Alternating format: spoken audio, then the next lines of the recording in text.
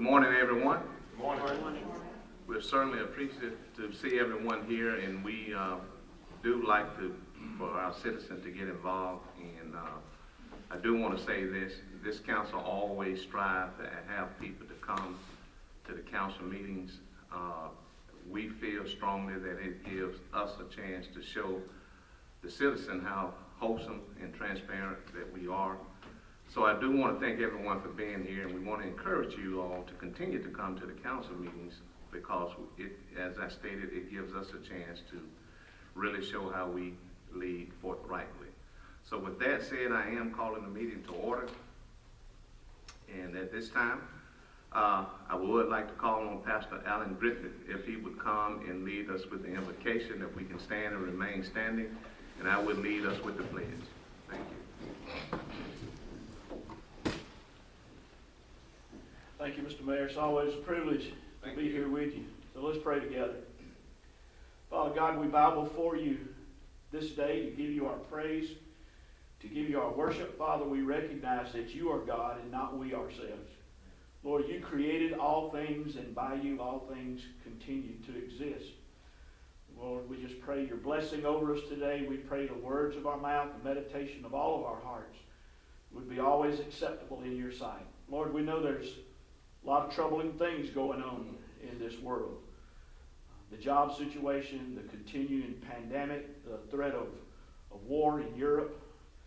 Father, I'm reminded about that time that your word tells us the Assyrians had surrounded the city of Jerusalem. And Lord, you caused a troubling word to be brought, and the Assyrians retreated. And God, I just pray that you would find a way for President Putin to retreat, to pull back, that there wouldn't be the devastation that war would cause. But God, we know that in troubling times, that's when your people draw closest to you. And so God, use these troubling times. Your word tells us that all things work together for good, those that love you, those that are called according to your purpose. And Father, I just pray that even when we can't see the good that's happening, I pray that your hand will always be working, and that we would realize that you're working for us. Father, we pray for wisdom and knowledge for those in leadership over us, from the greatest to the least, Lord, in every position. We pray that you would bless them, that you would give them understanding, that you would give them a heart of compassion, a heart, Father, for truth. Help us to always stand on truth, Lord. Your word is truth. And so, God, we just pray for wisdom for this council as they deal with the things going on in our city. We pray, Father, for each of them's home, for their personal lives. Father, just as their faith is exhibited towards you, I pray your blessing in them as well. So just bless this day, bless this meeting, and God, we pray that your perfect will would be accomplished. And we ask it in Jesus' name. Amen. Amen. If we can all face the flag, please. Attention. Salute. Pledge. I pledge allegiance to the flag of the United States of America and to the republic for which it stands, one nation under God, indivisible, with liberty and justice for all. Thank you, Pastor Griffin, so much for that prayer. And again, we thank everyone for being here, and I do want to strongly encourage everyone to continue to come out to our council meeting, as I stated, and I say this often, that it really gives community and people in our community to see how we lead wholeheartedly and with transparency. So with that being said, council, we do not have any presentations or proclamations, but I would like to go under the city clerk and ask for a motion for the approval of the call meeting minutes for the January the 27th State of the City. May I have a motion, please? Motion to approve. All right, we have a motion. May I have a second? Second. Second. We have the motion and the second. All right, Mrs. Lee? Yes, sir. Councilmember Day? Yes. Councilmember Johnson? Yes. Councilmember Bailey? Yes. Councilmember Gordy? Abstain. Mayor Lowe? Yes. Thank you. Thank you. Proceeding on now, council, on the city clerk, I'd like to ask for a motion for the approval of the regular scheduled meeting minutes for the January 31st a work session, as well as February the 1st council meeting. And at the pleasure of this council, since we were all here at that time, I'd like to ask that we do it in one vote. So with that being said, I'd like to call for a motion, please, Motion ma'am. to approve. All right, we have a motion by Councilman Gordon. May I have a second? Second. Second by Councilwoman Johnson. Okay, Mrs. Lee? Yes, sir. Councilmember Day? Yes. Councilmember Johnson? Yes. Councilmember Bailey? Yes. Councilmember Gordy? Yes. Mayor Lo? Yes. Thank you. Thank you. And council, at this time, are there any unfinished business that we need to discuss? Okay, there's not being any, we will proceed. On the Economic Development Council, we have a resolution in reference to rescinding Resolution 2022-10 in reference to awarding a contract from J. Douglas Martin and Associates Incorporation to remodel the Economic Development Building in the amount of $334,712.77. Mrs. Lee. Yes, sir. Now therefore be it resolved by the City Council of the City of Phenix City, Alabama, that Resolution 2022-10 adopted January the 19th, 2022, awarding a contract from J. Douglas Martin and Associates Incorporated to remodel the Economic Development Building in the amount of $334,712.77 is hereby rescinded. Passed, approved, and adopted this 15th day of February, 2022. Thank you so much, Mrs. Lee. Council, we've heard the reading of the resolution. At this time, I'd like to ask for a motion, please. May I have a motion? Motion to approve. All right, council, we have a motion by Councilwoman Johnson. May I have a second? Second. Second, Councilman Day. Any comments or discussion? Okay, if not, Mrs. Lee? Yes, sir. Councilmember Day? Yes. Councilmember Johnson? Yes. Councilmember Bailey? Yes. Councilmember Gordy? Yes. Mayor Lo? Yes. Thank you. Thank you. Proceeding on, council, also on the Economic and Development Department, we have a resolution in reference to authorizing the mayor and the city manager to enter into an agreement with J. Douglas Martin and Associates Incorporation to remodel the Economic Development Building in the amount of $334,712.77. Mrs. Lee. Yes, sir. Whereas the City of Phenix City has deemed it necessary that the Economic Development Building needs remodeling, and whereas bids were received for this project on Tuesday, December the 14th, 2021, and whereas one contractor submitted bids for this project with J. Douglas Martin and Associates Incorporated being the responsible bidder, and whereas J. Douglas Martin and Associates Incorporated submitted a bid for $334,712.77 for this project. Now therefore be it resolved that the City Council of the City of Phenix City, Alabama, does hereby authorize the mayor and city manager to enter into an agreement with J. Douglas Martin and Associates Incorporated to perform the work as outlined in the plans and specifications for said project. Passed, approved, and adopted this 15th day of February, 2022. All right, thank you, Mrs. Lee. Council, we've heard the resolution. At this time, I'd like to ask for a motion, please. May I have a motion? Motion to approve. All right, motion by Councilman Gordon. May I have a second? Second. Second, Councilman Bailey. Council, are there any comments or discussion? Can we get Mr. Gil Griffith to explain? Gil. Sound like we canceled what we just fixed and turned around and reapproved. All right. But I know there's some reasons for it, and since we have such a large crowd, I kind of like them to understand what we're doing. Yes, Mayor and Council, this is the same, what we just rescinded. We had some dispute resolution language put in that the city attorney wanted. Also, the completion date went from December 31st. Can you come up, Gil, and take that off and speak? We want to make sure. Also, it went from the completion date went from December 31st, 2022 to September 30th, 2022. The price remains the same. Okay. Also, on, Can you talk in the? Can't hear. also on the next item C, is a change order for this contract. It's gonna add $17,000, and that's for increase in materials. Okay. Okay. Any other? No. Thank you, Gil. Thank you so much. Thank you. Any other comments or statements? If not, at this time, I'd like to call for the vote. Mrs. Lee? Yes, sir. Councilmember Day? Yes. Councilmember Johnson? Yes. Councilmember Bailey? Yes. Councilmember Gordy? Gordy? Yes. Mayor Lo? Yes. Thank you. Thank you.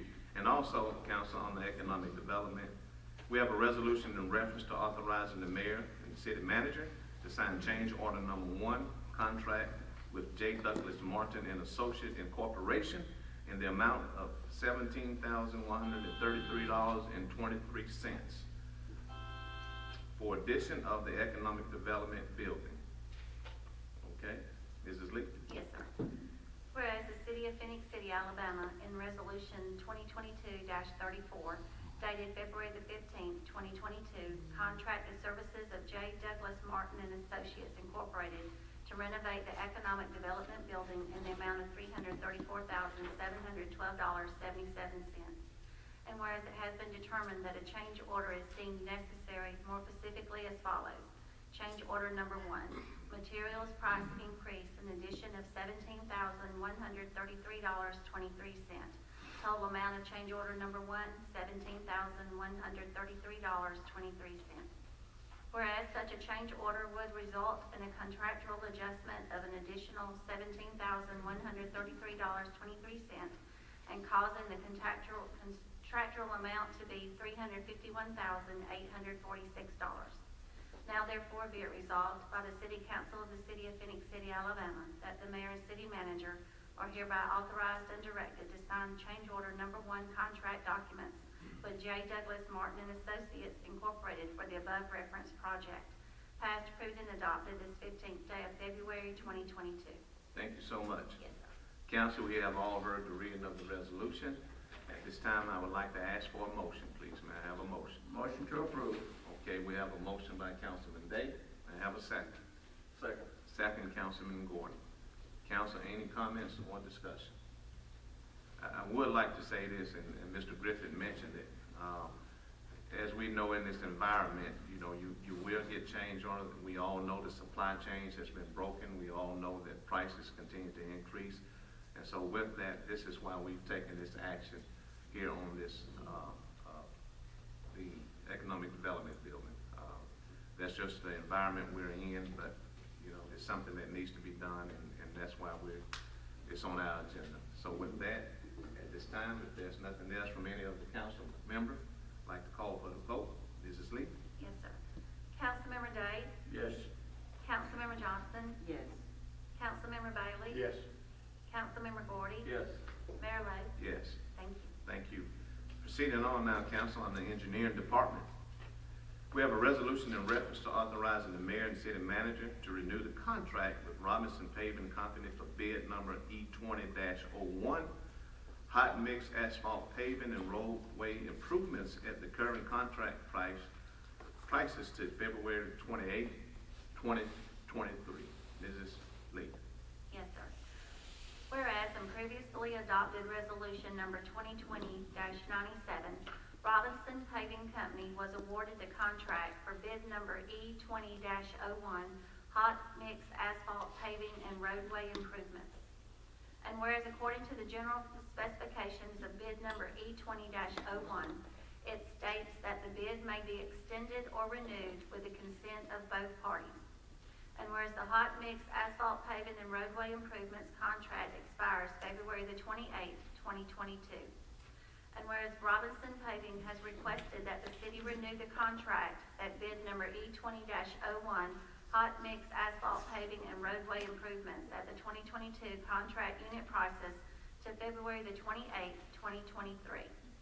Now therefore be it resolved that the City Council of the City of Phenix City, Alabama hereby authorizes the mayor and city manager to renew the contract with Robinson Paving Company for bid number E20-01, hot mix asphalt paving and roadway improvements at the current contract unit prices to February the 28th, 2023. Passed, approved, and adopted this 15th day of February 2022. Thank you, Mrs. Lee. Yes, sir. Need to get you a drink of water.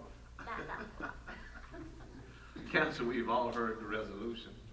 At this time, I'd like to ask for a motion, please. May I have a motion? Motion to approve. Okay, we have a motion by Councilwoman Johnson. May I have a second? Second. Second, Councilman Day. Okay. Any comments or discussion, Council? Yeah, just a brief comment, Mayor. You stated with the previous resolution contractual price may change here and there, but this is a good one for us. We're renewing it, and it's not going to, hopefully, increase in price. So we're getting it at the current market rate versus what could possibly happen. So again, saving the city a lot of money. So thanks to engineering department for looking into that and making sure that we can continue to work smart and getting contracts like this. Yes, and thank you, and want to thank Mr. Hunter for negotiating this with his engineering department, because this is a contract that concur for 3 years, and we're thankful that the company has honored that request. However, you know, in this environment, things could change, but we are grateful with the relationship that they did not increase their prices, and we have it up until next year. Yeah. And I guess, Mr. Hunter, at that time, we'll have to sit down and renegotiate. They revisit each year. Each year? We revisit, okay. Yes, it's for 3 years, we have to revisit Every 3 years, each year. right, Angel? Yes, sir. Okay. Thank you, Mrs. Johnson. Any other comments or discussion? If not, at this time, council, I'd like to call for the vote. Mrs. Lee? Yes, sir. Councilmember Day? Yes. Councilmember Johnson? Yes. Councilmember Bailey? Yes. Councilmember Gordy? Yes. Mayor Lo? Yes. Thank you. Thank you. Proceeding on, council, on the IT department. We have a resolution in reference to declaring various items listed on Exhibit A as surplus to be sold as scrap or be disposed of at the city landfill. Mrs. Lee? Yes, sir. Whereas the Information Technology Department of the City of Phoenix City, Alabama has items of personal property which are no longer needed for public or municipal purposes. And whereas Section 114356 of the Code of Alabama 1975 as amended authorizes the municipal governing body to dispose of unneeded personal property. Now therefore be it resolved by the City Council of the City of Phoenix City, Alabama, that the described property as listed on the attachment entitled Exhibit A is hereby declared surplus to be sold as scrap or be disposed of at the city landfill. Passed, approved, and adopted this 15th day of February 2022. Thank you so much. Council, all of us have heard the resolution. At this time, I would like to ask for a motion, please. May I have a motion? Motion to approve. We have a motion by Councilman Gordy. May I have a second? Second. Second, Councilman Bailey. Any comments or discussion, council? If not, Mrs. Lee? Yes, sir. Councilmember Day? Yes. Councilmember Johnson? Yes. Councilmember Bailey? Yes. Councilmember Gordy? Yes. Mayor Lo? Yes. Thank you. Thank you. Can everyone hear back there? You all can't hear in the back? No. Okay. All right, we'll talk a little louder then. Try to, council. Okay?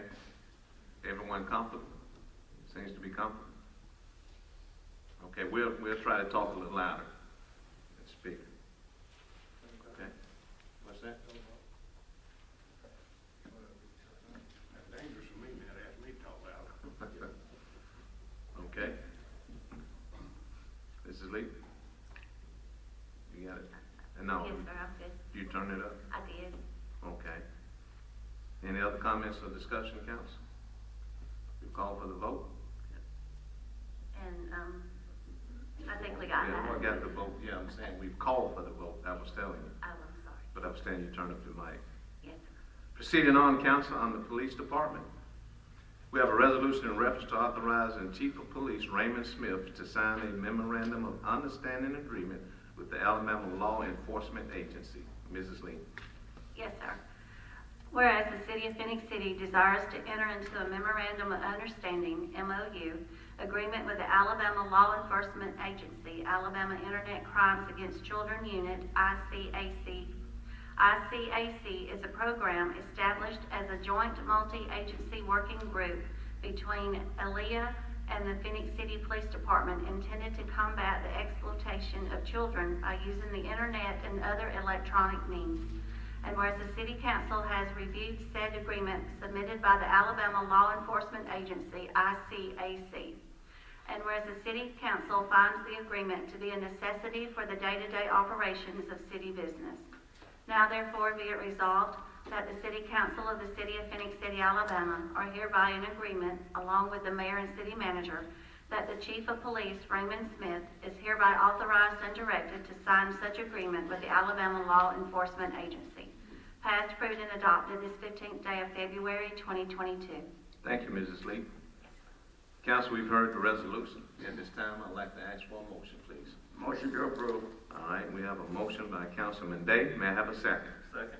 Second, Councilman Gordon. Comments or discussion, Council? Yes, Mayor, could we get our chief to elaborate on that for our citizens here, what that program entails? Yes, sir, Councilman Day and City Council, this is a additional multi-jurisdictional, multi-agency task force that we will be joining. It's with the state police. It's specifically involving investigating child abuse, child exploitation on the internet. We partner with them so that we can have extra resources to do those investigations, as well as them bringing resources to the table for us. So it's one of the many multi-jurisdictional task forces. The reason for the MOUs are required so that we set the ground rules. We also make sure that they know what we're going to provide as far as resources and personnel, and we know what they're going to provide as far as resources and personnel. So it's a teamwork. Yes, sir, it's teamwork. Internet crimes certainly don't stay in the boundaries of the city of Phenix City, so we have to work across state lines, across jurisdictions to be able to solve these crimes, and working with the state police and our federal partners, this is what this MOU will do. Thank you, sir. Thank you, Chief. Any other comments or questions? Discussion, Council? Okay, if not, at this time, I'd like to call for the vote. Mrs. Lee? Yes, sir. Councilmember Day? Yes. Councilmember Johnson? Yes. Councilmember Bailey? Yes. Councilmember Gordy? Yes. Mayor Lo? Yes. Thank you. Thank you. Can everyone hear us now? It almost sounds like a commercial. Can you hear me now? Can everyone in the back hear? Okay, thank you. Proceeding on, Council, on the Utilities Department. We have a resolution in reference to accepting a proposal from Adura Engineering and Professional Engineering and Technical Services in authorizing and directing the mayor and the city manager to sign task order number 29 for the proposed professional engineering and technical services for the wastewater treatment plant's primary clarifier rehabilitation in an amount not to exceed $250,000. Mrs. Lee. Yes, sir. Whereas the City of Phenix City, Alabama is in need of professional engineering services at its wastewater treatment plant.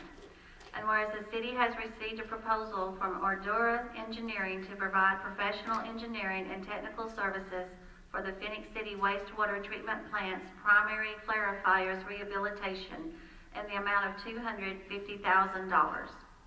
Now therefore be it resolved that the City Council of the City of Phenix City, Alabama does hereby direct and authorize the mayor and city manager to accept the proposal and sign task order number 29 with Adura Engineering for professional engineering and technical services for the Phenix City wastewater treatment plant's primary clarifiers rehabilitation in an amount not to exceed $250,000 for this service. Passed, approved, and adopted this 15th day of February 2022. Thank you so much, Ms. Lee. Council, we've heard the resolution. At this time, I'd like to ask for a motion. Please, may I have a motion? Motion to approve. All right, we have a motion by Councilman Gordon. May I have a second? Second. Second, Councilwoman Johnson. Council, any comments or discussion? Mayor, just a question, if I may. Wanted to ask city manager, was there any federal funding or any type of grant in conjunction with this? Were we able to qualify for any federal funding or grant? We plan to use the federal funding that came down through the state with rescue money for this particular project. Okay, awesome. Thank you. Okay, thank you, Mrs. Johnson. And we can't,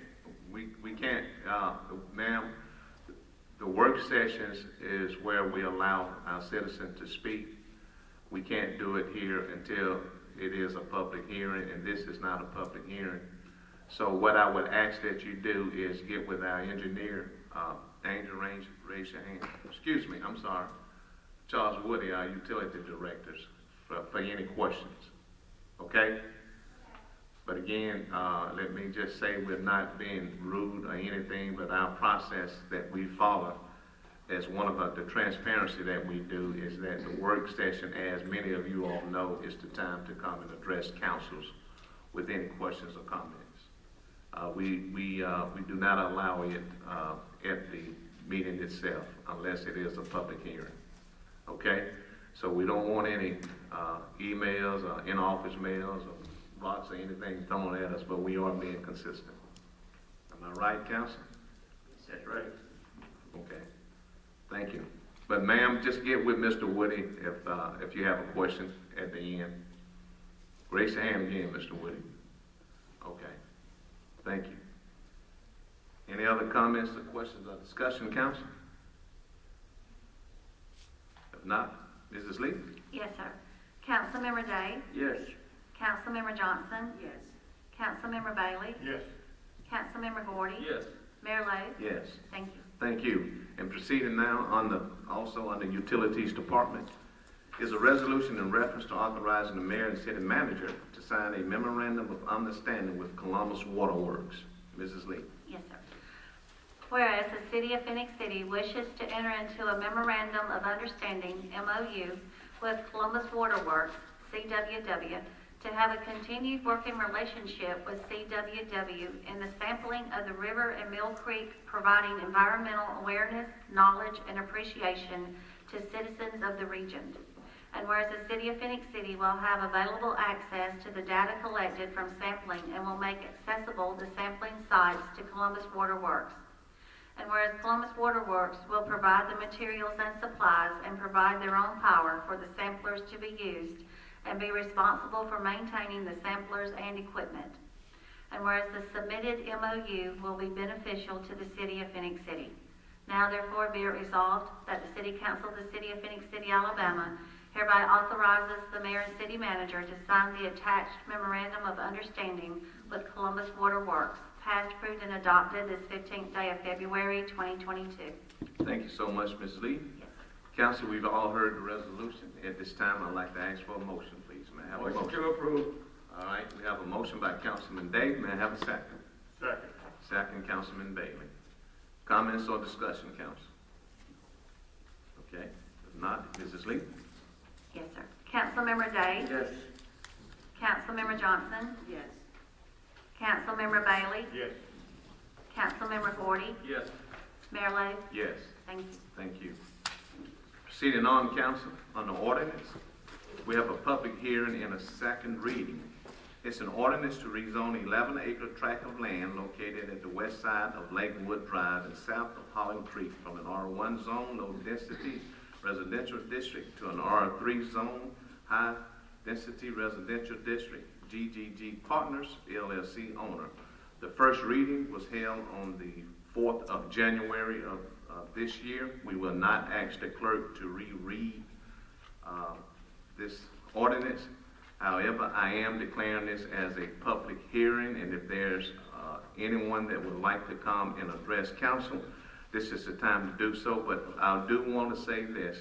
As you all notice, that everyone will have a chance to speak. You can speak no longer than 5 minutes, which is what we've always done in the past. And at this time, we had people to sign up. So what I'm going to do is, as you all have seen, that one of our person who works with us brought this up there in the same order. And what I'm going to do, and Mr. Graham, is this okay that if I just call them by name off of this to come up? That way, we're in compliance? Yes, and that'll make it more orderly. Okay. And I'm just reading it the way it was given to us here. And again, everyone will be heard, and we want everyone to speak and when we can hear them. But at this time, this is the sign-up sheet. We have 4 sheets here, and I'm going to go in the order that it was given to me. So the first person is Mr. Jimmy Barr. Mr. Barr? Mayor, also, you need to warn them that when someone's talking, Yeah, we're going the to audience can't. we're going to be respectful. Okay. Yes. Mr. Jimmy Barr?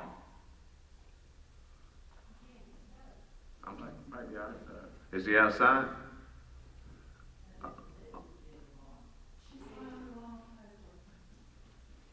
3709 Holland Creek. Do you want to come and speak? Okay. That's okay. If it's your first time, it won't be your last time. I can assure you that. All right. Next is Leslie Dudley. Yes, I'm going to let Ms. Bowles first. All right. You need. He signed it first. You did sign it? Did you sign it, Mr. He signed it. Okay. 5 minutes, Mr. Tarver. Now, we are not going to be disrespectful. Melanie, our clerk, will keep up with the time. So, we're I don't have going any to. problem with that. Okay. My name is Jim Talbot. I have Mr. Bill Barrett with me, and of course Leslie Dudley's here, and Ms. Dudley's counsel, Mr. Ken Funderburg.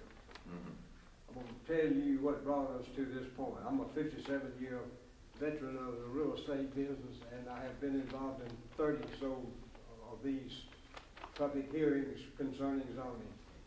In August of last year, I got a call from Ms. Dudley asking me if I would assist her with a zoning situation, and I asked her where the property was located and what zone she wanted. She told me, she said, well, I'm seeking R3 zone.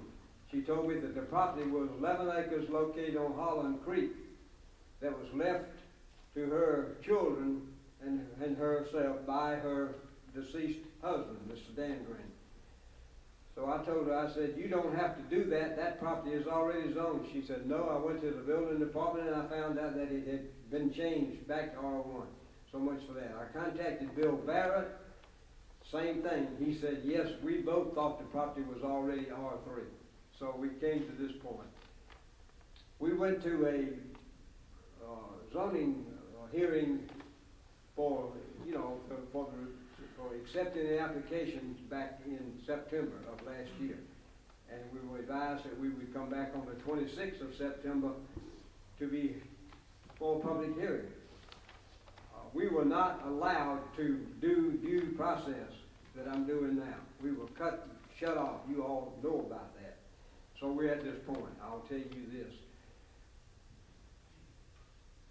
In the mid-90s, I ran into Dan Green in the post office. He told me he was going to develop his property that he and his dad owned that fronted on Lakewood Drive and Railroad Street. So I asked him at that time, I said, who is drawing the plans for you, the subdivision plans? He told me who it was, Mr. Barrett, one of them. I told him, I said, you got no problem. They know exactly what to do regarding that. So he went to them, they drew a plan for that. They went through the planning commission and the council and they got that entire piece of property zoned. We're not here crying about what happened. Mr. Barrett and I think we know what happened. What she wants to do now is, if this coming forward, is go ahead and develop that remainder of land, which is the 11 acres we're talking about.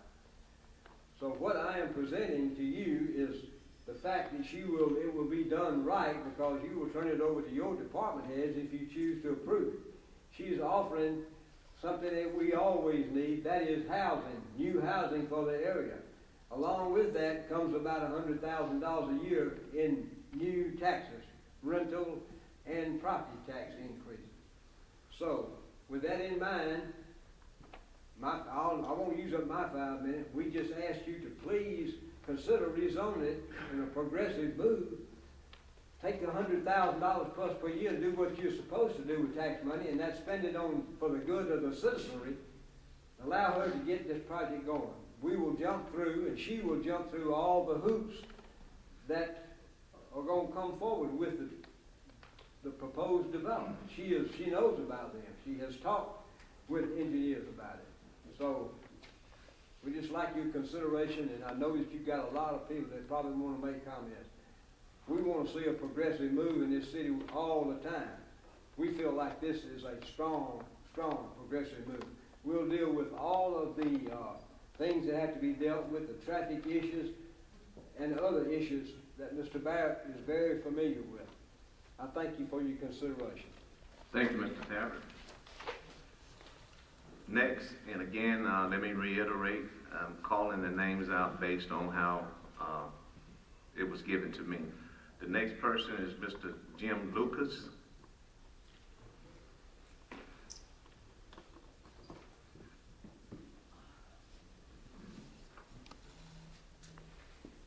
Hello. Good morning. Thank Good you. morning. Good morning. Thank you for the opportunity to speak.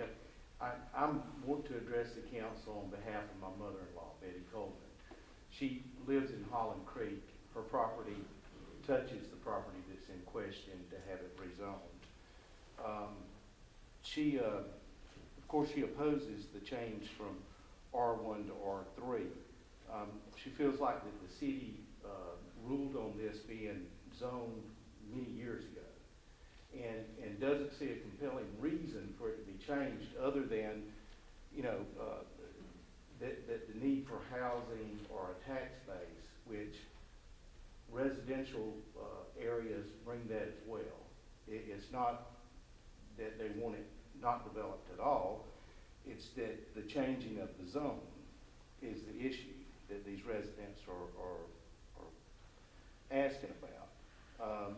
She also has a series of questions that she wanted answered as far as, why the planning commission didn't rule on this previously, and if in consideration of it being changed, was there a study, with engineers, I heard it mentioned that engineers were consulted, concerning the flood zone. There's a huge flood zone in the area. I don't know that, and feels like that it was probably done some years ago prior to the other developments upstream, things that have affected it. And I don't know if anybody has seen the area and seen the volume of water that comes through Holland Creek. There's some considerations of downstream erosion and things that parking lots and other construction like that would consider. The pitch of the hill behind her residence to the creek is a tremendous degree, and it's almost, if you shoot a line straight across, it's almost 80 feet high. That being considered with the removal of the trees and all, has there been a study to address what would happen with the erosion? Who would be responsible? Is it a development? Is it the developer? Is it the city? Is it the engineers that are approving it? If it's been approved by engineers, which I'm sure would go through that process, but what is the effect of it downstream? The volume of water, where is it going? There's a lot of concerns, but as someone who purchased this property as a retirement home, her and the other residents that have been speaking, bought this with the intention of it remaining a residential area. Not that there's not developments around there, not that there's not commercial property, but that's not a compelling reason to say we need more. We need more of the different type of housing. They bought this with the intention of it being residential. No one cares that it's residential next to them or around them, and no one's opposed to what is currently there. But there was a consideration done some years ago about traffic flow, safety issues with traffic, with many other things, and that's not improved over the years. There's no reason, no compelling reason that we feel that to justify it being changed at this time. So anyway, I mean, that pretty much covers most of their concerns, but we just ask that the council consider those questions, and these residents want to know. They want to know the answers to those questions before it's voted on and changed. Like I said, them being, they are retired, they're in their community as a home. No one wants what they pictured their retirement home to be changed to after a number of years of being there and after it being considered as a residential area adjacent to their property.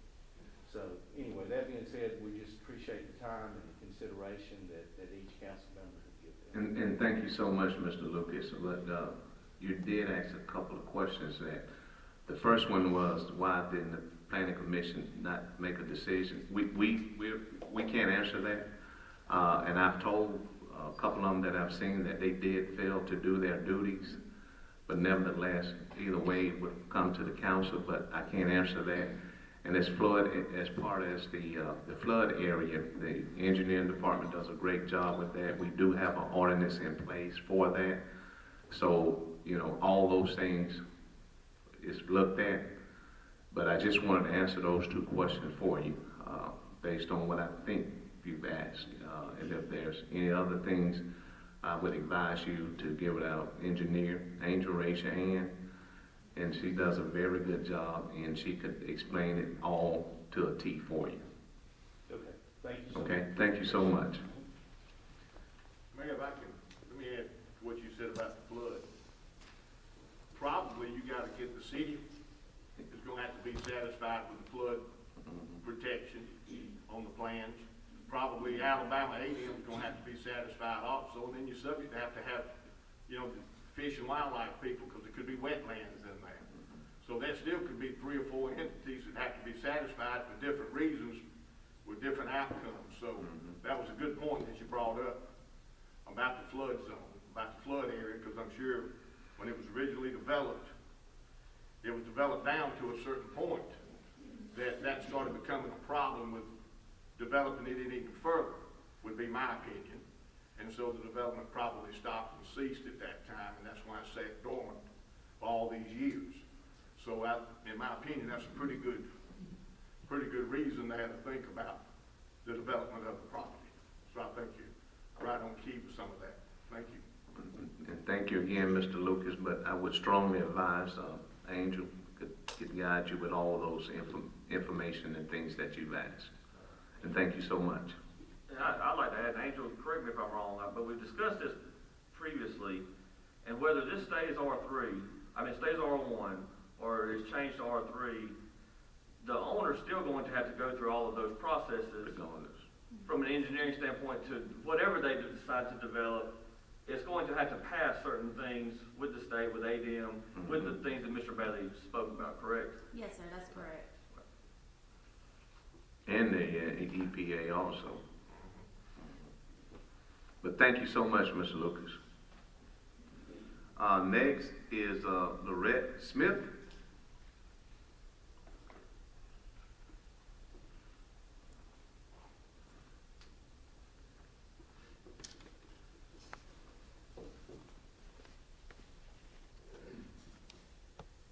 Thank you. I live on 40th Street, so I have some concerns about the amount of traffic that will be in the area, in addition to the flood zone and the impact on the environment in that area. And I don't know if this is the proper time, but I had a few questions. Do we know how many units will be developed? I didn't understand. Do we know how many units will be in the apartment complex? I think there is the proposal, and correct me if I'm wrong, is it 92? 96, in the 90s. But we can get that specifically for you, but that's what we think. Don't hold us to that. Okay. But I think it's in the 90s, 92, 96, somewhere in that area. So you can multiply that by maybe 2 drivers per unit or more. So that adds quite a few drivers to the area. So I'm concerned with traffic control. I would see that we would need a light at the end of 40th Street on Lakewood Drive. And we also have a school there that has traffic issues, and it's going to impact that too.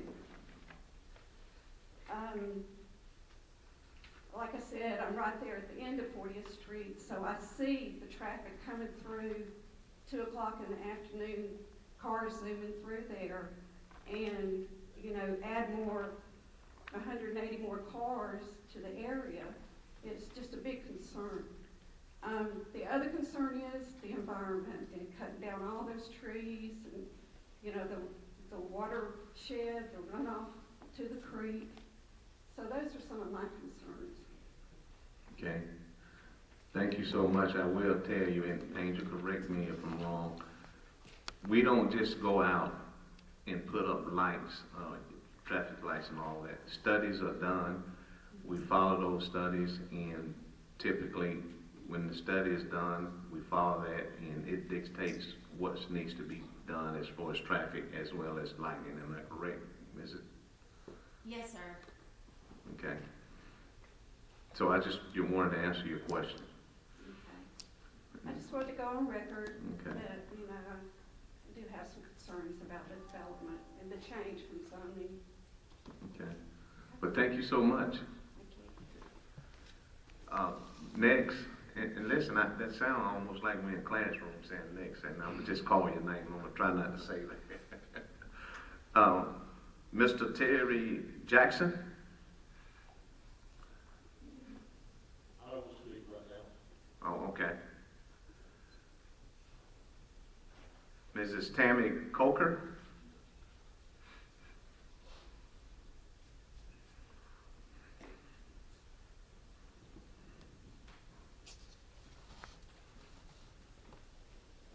Good morning. Good morning. I, too, have concerns with the traffic on 40th Street. I live in the Lakewood subdivision, but my father lives on the opposite end of where the school is on 40th Street. And he can never get out in the mornings, and half the time I can never get in there to see him. So traffic on 40th Street along at both ends is very congested, anywhere from 6:30 till 9 o'clock, because a lot of people are running late to work around 8:30, and there's still a lot of traffic in that area. My other concern is, of course, the flooding. My younger child is 21 now, but I can remember the water getting in that creek so high that I would make him put on a life jacket in order to get in the creek and play and stuff like that. And of course he was older, teenager, and it took him one time down the creek to where we were very concerned with his safety. So thank goodness he had a life jacket on. So I say that to say that it gets very high in that area. So the flood zone really does scare me a lot. The other concern is water, sewage. Can it handle that amount of people? And the reason I say that is because my particular, where I live on 2409 Greenbrier Drive, I live on a corner lot, and I can tell you the city has dug up my yard at least 5 or 6 times, probably in the last 4 or 5 years. So at least probably about once a year, digging up my lines for some reason. I don't really know why, but obviously there's a problem, and they're coming in to, correct those things. So that's a very good, thing to think about is the water and sewage lines. They're old in our city, and are they able to handle this type of traffic as well? Okay, so is that in the form of a question? I just want... Or that's you making a statement? I'm making a statement Okay. that making sure that when we're talking about the engineering and people, we need to make sure that they are looking at those type things, because in that area, they seem to be doing a lot of repairs. And so now we're bringing more people on that same system, so it could collapse or whatever. I'm not an engineer, but I just want to bring that up, that is something that concerns me. I actually had a sinkhole happen in my front yard that the city came and repaired, because it was half on the street and then half in my yard. So they kind of just worked with me and came and repaired it. And if you come and look in my front yard, you will actually see a little bit of still of a dip, because of when they filled it in, it didn't completely fill it to the rest of the other yard. So there's still, like, when I have a yard guy come and cut my grass, it's very lumpy, he says. I said, I know. They've come and torn up my yard several times. So that scares me simply because I had a sinkhole in my front yard that kind of appeared a few years back. Okay, thank you so much, Ms. Faulkner. And let me say this, some of you all may see me looking over, but I'm trying to keep up with the amount of time that we're allotting you all. I'm not Yes, being sir. disrespectful, so I don't want anyone to think that, but, you Yes, know, sir. we want to stay on task. Yes, sir. Thank you so much. Mrs. Barbara Davis.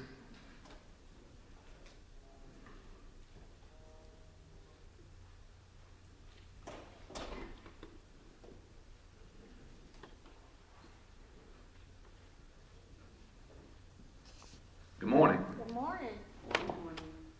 Where do I begin? The floor is yours. I live in Holland Hills, and we get a lot of the water that comes down the creek. It washes away the properties. I'm also concerned about all the traffic that's going to be there. I get up every morning, I go to the park, and by the time I get home, traffic is horrible.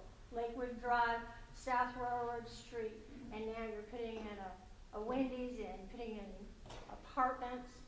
How can our sewer systems and water systems continue to be functional if we're keep adding things but not correcting all the issues? They laid down that new road on South Railroad Street, and then they decided to put the Wendy's there, and they dug it up. They came in, they put tar and stuff on it. It's sunk down. Same thing with the lower end of South Railroad. They can't seem to fix the water issues that they already have, and now they're trying to create more. What about our schools? That's probably 100 more children that are going to go to our schools here. That means a lot. Where are we going to put them all? What are we going to do with these children? Are we going to increase our schools? They all come down Lakewood Drive. They pass one school, they pass a nursing home, they pass a couple of businesses, and then they go on to Central High School. Where are the people going to park? How are the kids going to get to school? All that has to be considered, and I don't think that it's been considered. I mean, the traffic is horrible. Really. I've been down there. Have any of y'all been on South Railroad Street or Lakewood Drive recently? Yes, ma'am. Yes. During peak traffic ma'am. times? Yes, ma'am. Yes, Even ma'am. on Saturdays, it's like a racetrack. We don't need any more traffic congestion. And we're gonna cut down all the trees, all that stuff. I don't think anybody really thought about the future, thinking about right now. No, I want to respectfully disagree with you on that, not thinking about the future. We do that all the time because we want the city to progress and create a better quality of life. And I understand I'm hearing, and we're hearing all these things, but we do think about the future. I want to respectfully disagree with you on that. In the school system, they've done their studies and they do their things, but we do think about the future. But again, I don't want anyone saying or thinking that we do not, but that because we do pride ourselves on that. When I say we, this council and city manager and his leadership team, but we do think about the future. Well, have y'all thought about all the additional traffic that's going to happen? And again, you know, traffic study is done once, if it ever gets to that point. By then, y'all have approved everything. Yeah, but there are guidelines that has to be followed. What are the guidelines? Well, you engineering, Ms. Angel Moore could tell you that.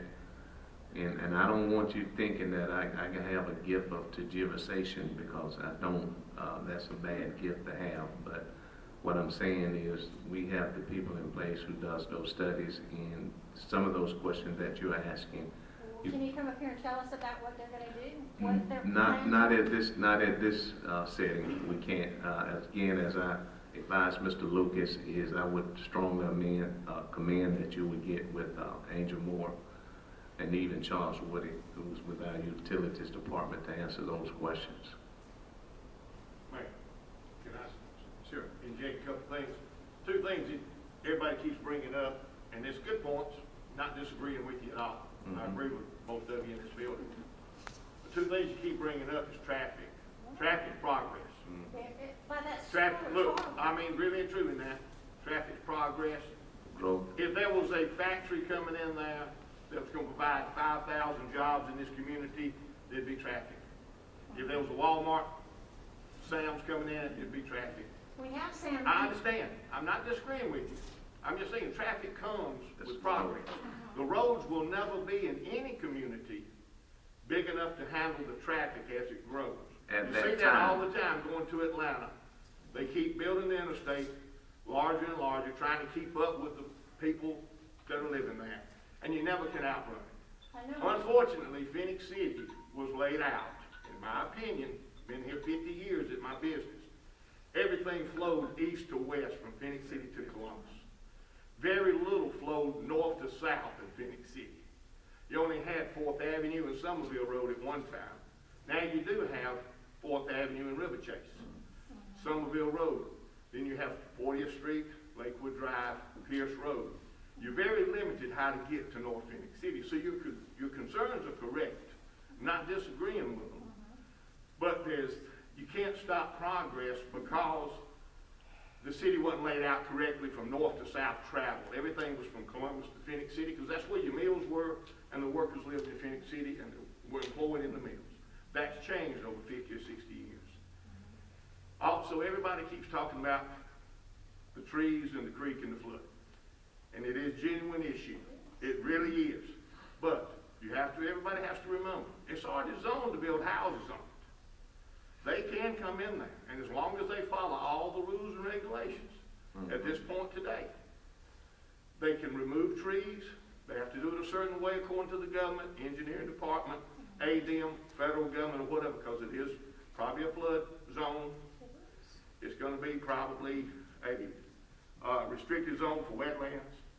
But my point is, if they come in and jump through all the hoops and do all the I's dotted and the T's crossed, they can't build houses in this, which means it's not going to stay wooded. Now, in all likelihood, houses won't be built in there by themselves because, undoubtedly, the cost to develop the property is more than what it would be worth to put individual homes in there. And that's probably why we're here today at this point, trying to put apartments in there where you can spend more money to get more return on what can go on the property. That's really where the concern probably lies. It's not the fact that they can or can't do something with the property. They own it. It's theirs. It is already zoned. So I don't want anybody to leave here today thinking that something can't be done on the property, because it can be. I just don't personally myself believe that it will ever be built out with homes on it. I believe Dan Green would have done that years ago when he originally started developing. But traffic is a problem, always will be a problem. Can't change that, can't stop that.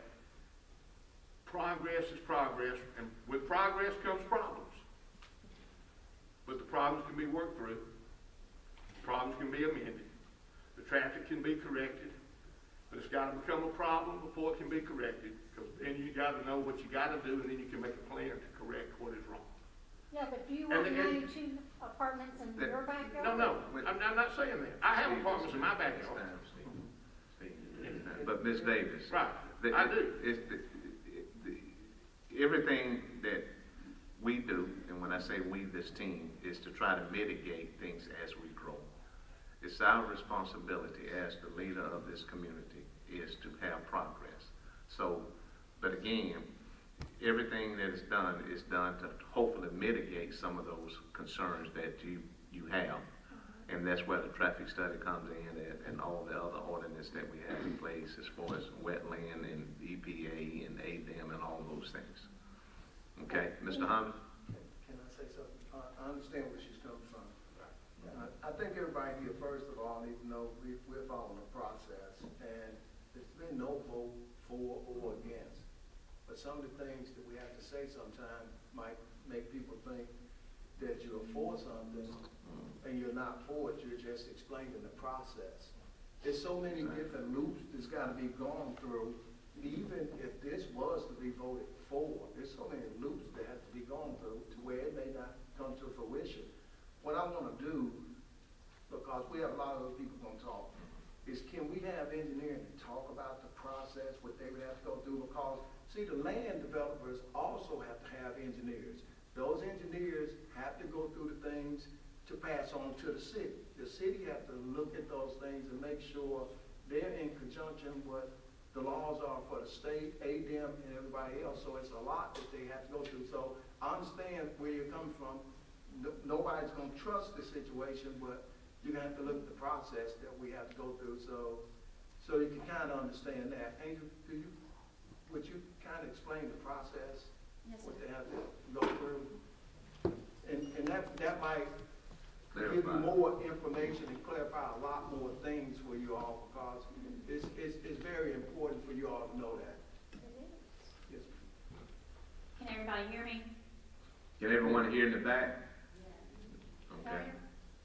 Okay, so this is like the first step in the process for this rezone. It went through planning commission and now it's coming before council for y'all to do this. If it is rezoned, the next process will be, they'll have to go through to submit a set of construction plans to engineering and to all city departments. During that process, it will be determined, okay, we know that there's 8,220 vehicles currently on Lakewood Drive by our traffic count. There's gonna have to be a traffic impact study. That study's gonna have to show, is there gonna have to be additional lanes added, or there gonna have to be additional turn lanes added, ACL, DCL lanes?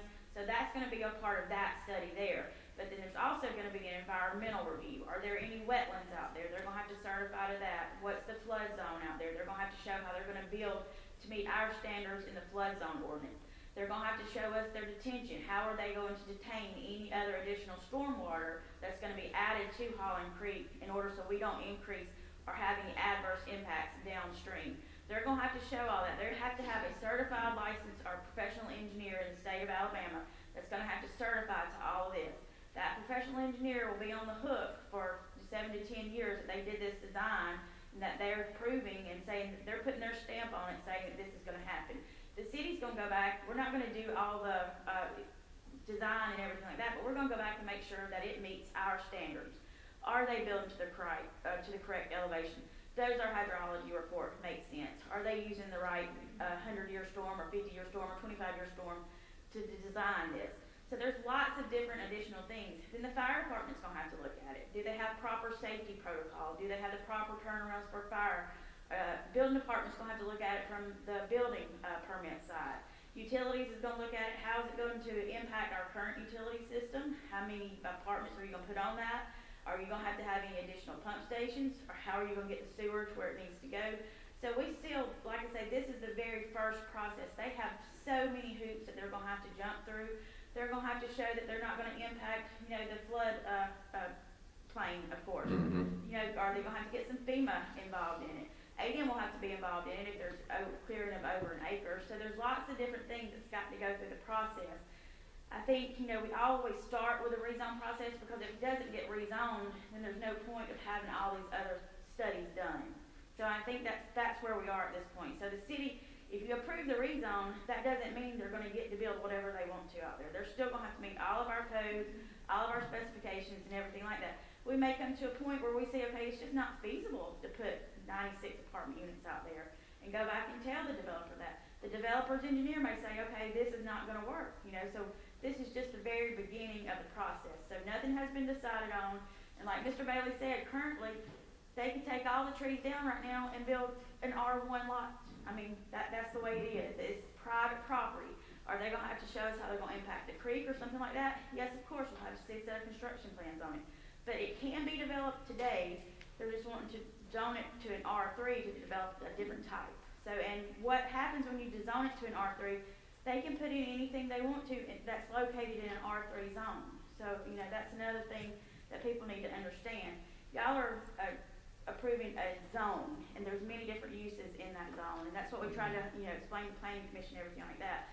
So we want y'all to know that we're not just throwing things out there. There's lots of different steps that are gonna have to happen if this does take place. But let's make this clear. They are not approving a zone, really. It's either approving to move with the rezone Yeah. or deny. Yeah. We don't, we We just don't get it. present, what me and my staff does is just present the facts. Because even if it was gonna stay R1, they still have a tremendous amount of hoops to jump through, even with that particular zoning that is in right now. And that's what I was talking about when I said, I'm sure Dan built to a certain point and he stopped. Because it looked like it was gonna get more difficult to, complete building on the rest of the property. But it can be done, if it's done correctly, probably. Has to be done correctly. But it has to be done correctly. But like Ms. Moore was saying, we're not approving a project for somebody. We're either gonna approve or deny a zone change. Anything that fits that zone can go on there. They can sell the property to someone else. They have all of those options. But also in Right. this, what you all are doing and what we have to do is give them, just like we would have to do you or anybody else that's in your due process. Exactly. That's what's occurring here. Today. That's why we're having a public hearing. It goes both sides. It's both directions. You're gonna listen to both sides, and we listen to both sides. And then each one of us make an individual vote on an individual call for ourselves. None of us collectively, know how each other's gonna vote. And you don't know, and you're not supposed to know. But not it's ethical. unethical. Not ethical. And we don't do that. None of us talk and try to coerce someone to do this or that. That Right. does not happen, whether you believe it or not. That has never happened since we've been on the council. But you are supposed to have your right to have your say so, and I want you to have it. And, and I'm not disagreeing with what you said a while ago. What you said is true. So if you rezone it to a 3, can you go back and Ma'am, say? Miss Well, Davis? we passed the point, but I mean, if no, you can't go back. No, No. Can't go back? no, but, okay. Thank you, Mrs. Davis. Okay. Thank you. Next, is Beverly Faircloth. I have nothing to say that they haven't already said. Okay. Mr. Charles Faircloth.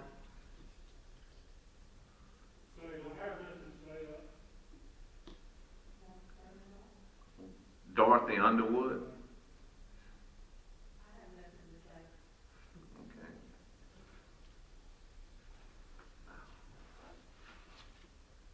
Is it Kill Creeks? I can't read the first name, and it's. And also another Kill Creeks. I really got to come see you, man. 1413 43rd Street, Mr. Kill. They don't have it. Okay, Kill Creeks.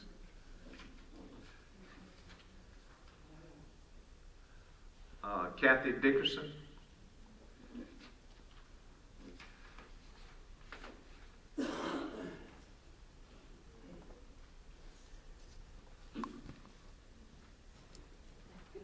Good morning. How are you doing? I'm good, sir. I Good. do have quite a bit to say. I purchased my home in Holland Hills 23 years ago. Beautiful neighborhood. A lot of people around me bought it for the same reason, as it's peaceful, it's quiet. I know those are irrelevant probably to most. But something that needs to be brought up, that has been brought up by Mr. Lucas, is the flooding.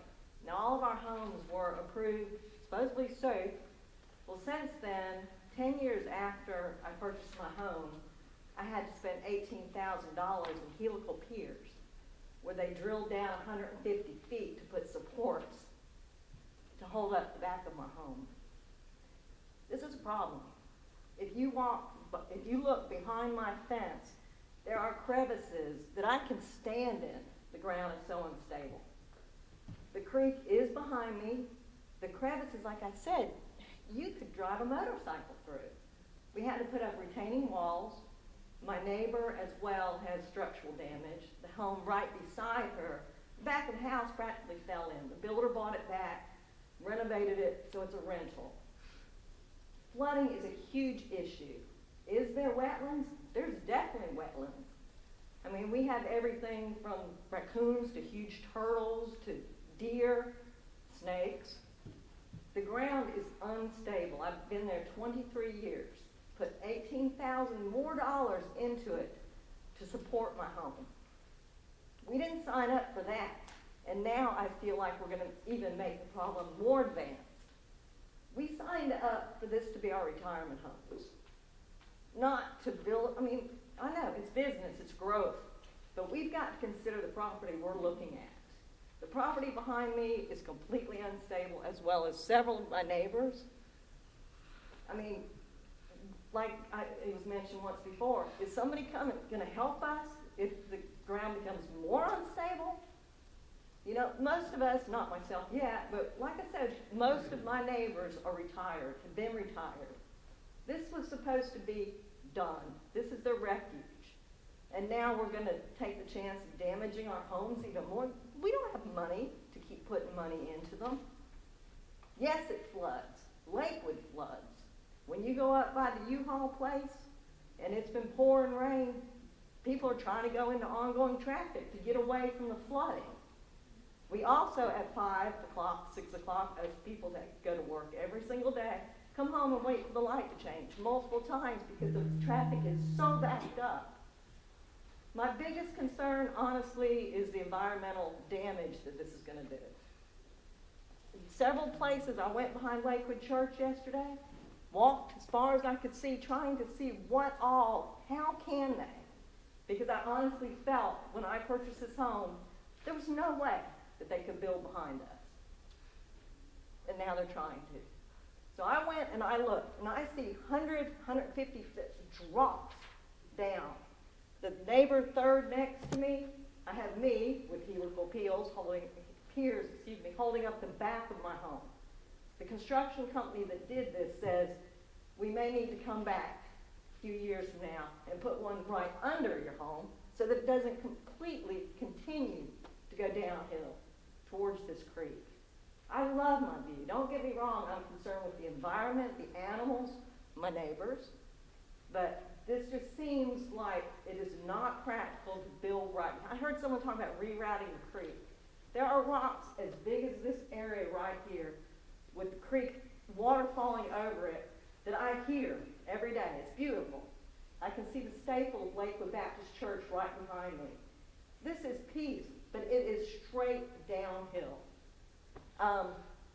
Like I said, the third house next to me, I go in between it because I check out these huge, beautiful fallen trees because they also, of course, weather, but also ground.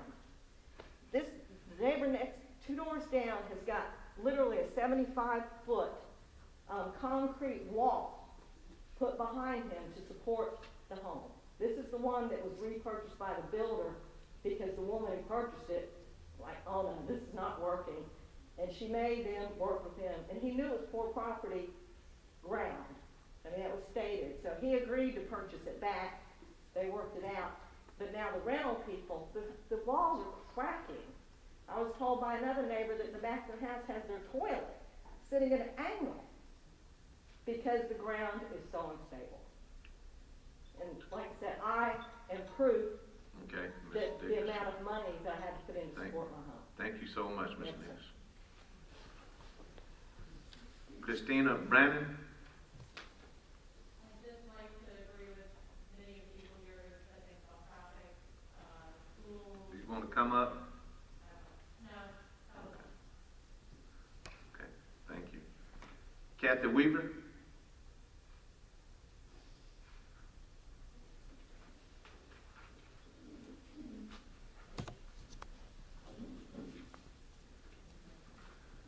Good morning. Hi, thank y'all for having us here. I live in Lakewood, and we're on the hill, and we bought our home, and our previous homeowner says there's a creek that runs up to your house, and it's a constant stream of water. But the other thing that no one's bringing up is the recreation area in Lakewood and the quality of life. We have baseball fields, we have a peaceful, waterfall that people come and take pictures of. And that little pocket of peace right there, I'm just afraid it'll be disrupted. I mean, there's thousands of children that's come through that baseball program, golf course, walking trails, and I walk in my neighborhood in Lakewood. And the other day I was shocked to see a gigantic UPS truck coming down 40th Street. And there's a sign that says, I believe, no through trucks. It just shocked me to think, man, this is going to be, I just couldn't believe, you know, that I thought they were supposed to go another way. But the fact of the environment, of the water, because right now we're dealing with a retaining wall issue at our house, poorly built retaining wall that collapsed, we're having to rebuild it, no insurance is paying for that. And we're on the hill with a lot of water, because there's a lot of water in that neighborhood. But I agree with everything everyone said, the quality of life, I know we love progress, but we do have that fine recreation area back there in Lakewood Park, and yes, it used to be the waterworks, 80 years ago, and we have that beautiful lake, and just the impact on the environment, the floodplain, all of that, and I really appreciate y'all letting us come today and talk, but anyway, I just hope that the vote is for the good of the city, and I thank you for listening to the voters. Thank you so much. Thank you, Mrs. Williams. Mr. J. O'Neill.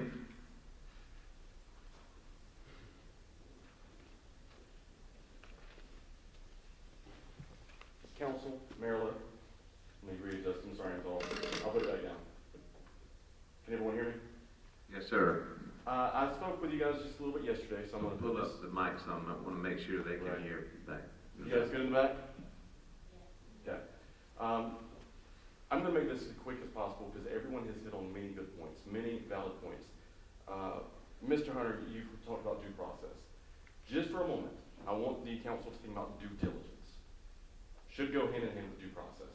Due diligence is going to help prevent us from creating a lot of chaos in the future. That's why we do it.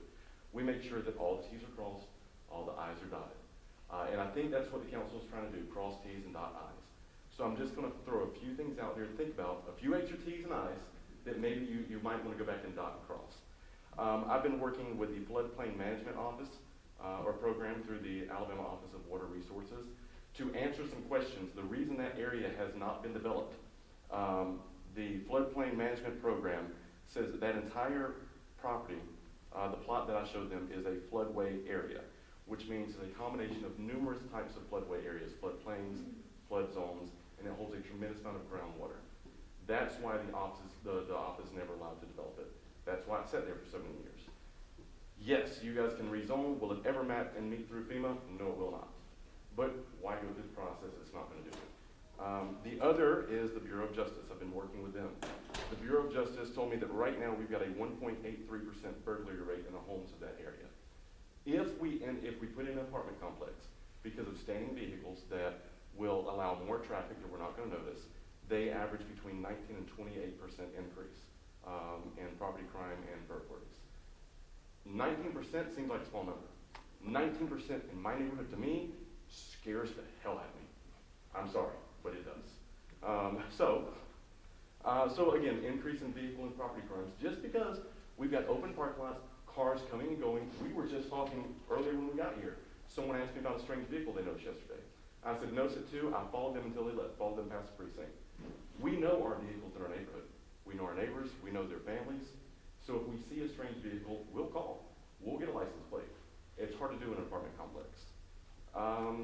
Also, I've been working with Oxbow Meadows here in town. So I'm just going to touch briefly on that.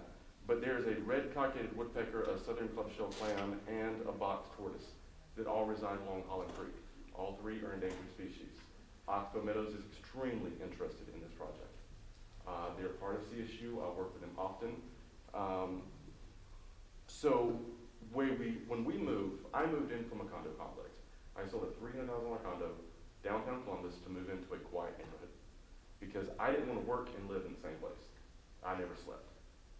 When I looked at the quality of life and the quantitative data, because a lot of people talk about the qualitative data, I care about quantitative data, the numbers. That's why I bought my home. I bought my home because of the safety aspect, because of the amazing education system. Again, Lakewood Elementary School is actually partnered with the Adopt a Stream program, which protects a portion of Holland Creek. I don't know if the council is aware of that. So there's... She can't Oh, hear. I'm sorry. Is that better? I'm just discussing the environmental. Lakewood Elementary partnered with Adopt a Stream, so that's another project going on. Sorry, I'm trying to adjust this. That being said, I don't want to take up any more of you guys' time. Everyone has already mentioned these things. I just want to throw some facts and some data. Again, quantitative numbers, that's what you guys want. You're a banker. I get it. quality of life, quality of data, that's important. That's important to residents. That's why a lot of these folks have retired here, because they're looking at quality of life. But quantitative data is important too. Right now, in the past 2 months, we've had 3 property owners to sell in Bridgewater. They have moved to Lee County. 4 more are either in contract for the move or considering a move. This is the only reason. That is 7 properties in the north part of Phenix City that brings in the highest amount of property value. Let me say this. So let me say this now. I kind of resent that, what you said. Okay. We do look at the numbers, but Right. I do want to say that this council strictly deal with the entire community. Right. We don't differentiate what part brings in Oh, more. no, But so absolutely. I kind of resent that. And I think came can across speak. I was Let just me saying that- finish. Yeah. Now, I kind of resent that because that's not how we lead. Right. And we do look at numbers and all that, but every person in this community is important. The other thing, I do appreciate that you've done your due diligence from all those agencies. However, those agencies needs to communicate with our departments as far as what they told you. Until then, that really doesn't matter. And the other thing that I want to say is, you mentioned about crime rate. Well, our police chief and department do the best they can, but there's crime everywhere, and I don't want anyone saying this notion, because I take it personally, that in units, they are mixed income, not low income, they are mixed income, because I do know how people try to use that language to scare. I'm not dismissing that crime may increase some, but again, this council does not lead that way.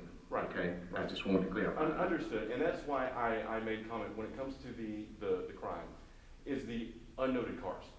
I don't care who lives there. It's the fact that we're gonna have another 100 vehicles coming in and out, and it's gonna be harder for us as a community to know they shouldn't be there because they don't live there. We don't know. And that's what he tries, what you're saying is what he says, right Right. there, and it's Right.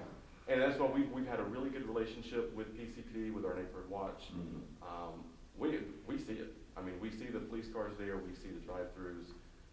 We love it. We just want to keep it that way. And the comment I made wasn't necessarily about the property values. It was about the city is losing income. I mean, it doesn't matter what part of the city. These homes have moved to Lee County. So that's a totally different county that's making revenue now. So it's not so much the amount of the property value, it's the fact that we're losing property value, period. Well, we want people to come to Phoenix City and stay in Phoenix City. Right. So, and we're very conscious of that, and that's why we try to make it a progressive city and be able to have those quality of life along with quantity. Right. Because we do have to look at the numbers. Right. All right, thank you guys. Thank you. Glenda Payne.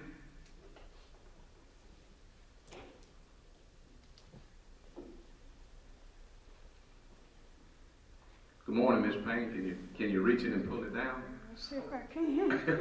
I'm sorry, hold on. I got you, I'm so sorry. Is that better? Thank you, Jackie. Yes, ma'am. Well, I'm Linda Payne, I live at 3700 Holland Court, and I've been there about a little over 6 years, and I bought my house, and I don't agree with Zone 3 because I don't want anybody right in my backyard. And then if I get to sell my house will depreciate. So that's all I have to say. Thank you so much. Thank you so much. Bill Bennett. Mr. Bill Bennett. Is that Bennett? Barrett? Yeah. That was 2 R's instead of 2 N's. So, Chris, I gotta come see you. I'm sorry, Mr. Mayor. Please forgive me. All right. Thank you, Mayor Lowe and Councilman. My name is Bill Barrett, and Ms. Dudley has asked me to hire me, if you will, to help her with the planning for her project through this zoning process, and then as we get through the zoning, as we move forward to the planning. And then at some point, we'll engage engineers and architects to design the project. So that's where we are. That's who I am. The concept, and right now, is for a 96-unit market rate apartment complex. The number of units may change once we get into design and that sort of thing, but that's the idea we got right now. It's a vision. We've heard people, the neighbors speak this morning, and we're very cognizant of their concerns and aware and concerned, it's just as they are. And we hear those things. But I want to reinforce what Angel said, and she did a very good job of laying out the process. It is a process. Getting this zoning is the first process. That gives us the confidence to move forward to the next steps, which would be environmental stuff, the wetland study, the floodplains, the topographic surveys, geotechnical if needed, traffic study if needed. All those things that give us the confidence to move forward with those next steps. Once we get all that data together, and then we go into design, and then the plans will be submitted to the city for approval, addressing all those concerns. And we know that's a part of the process, and we know that Angel and her staff is going to require that of us. So that's no surprise to us. But all those things will be addressed. One of the things I heard earlier from one of the ladies was concern about the sewer capacity, and I want to point out that we've already been in conversation with Mr. Spraggins in the utility department. The city, and I don't want to speak for him, but the city is thinking about replacing that Holland Creek trunk line and through the property. And Ms. Dudley and her siblings her children have already agreed to donate the easement for that purpose. So hopefully that sewer question will go away. It'll be taken care of. Could you pull it up, Mr. Mayor? Yes. Repeat that again. You may have to bend down. Yeah, I may have to bend down. Okay. The last thing I was talking about was the sewer. Heard a concern about the sewer, and we've already been in discussion with Mr. Spraggins with the Utilities Department. The city has presented the idea of replacing that trunk line along Holland Creek. Ms. Dudley has already agreed to donate the easement for that purpose because it's a needed improvement for the city. So that should take care of the sewer concern that the lady brought up earlier. Again, speaking to the mic, Mr. Mayor. Okay. Just to reiterate, we know we got to have environmental studies. We know we got to have wetland studies. We know we got to have floodplain issues. We got to study all that sort of stuff, and plans will be developed around those, if at all possible. If it turns out there's too much restriction that can't be done, then the project won't go forward. This is the first step in that process, getting the zoning. If we get the zoning, that will allow her to move forward with all the studies that need to be done so that she can determine if the project is viable or not. So, and that's what we're asking. We're asking you for that approval, to approve it.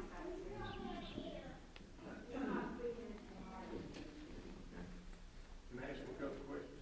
Sure. Make sure you're speaking to the mic. Have y'all We're still on the time now, Yeah. Steve. Have y'all discussed just building homes in there? And why are you talking about apartments and not homes if it needs to be built up? Okay, the shape of the property is long and narrow, and we've got the creek on one side, and the width is zone R1, and to get R1 lots in there, and to make it economically viable, normally you put a street in, got lots on both sides of it. It's just not enough width in there between the property line and the creek to do that.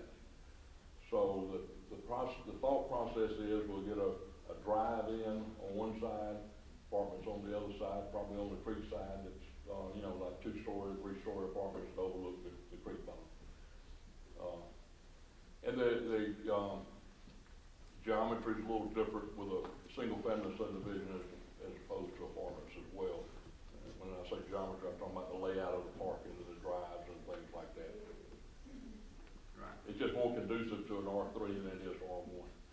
R1 may get 2 homes on there. May get 2 homes. I and that was my point earlier, I was trying to make earlier, when, someone else was up there discussing stuff. That's the time, Mr. Mayor. Appreciate it. Thank you so much.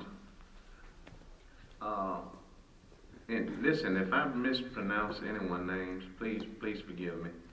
But is this Arthur Womble? Mr. Womble? Is it Arthur?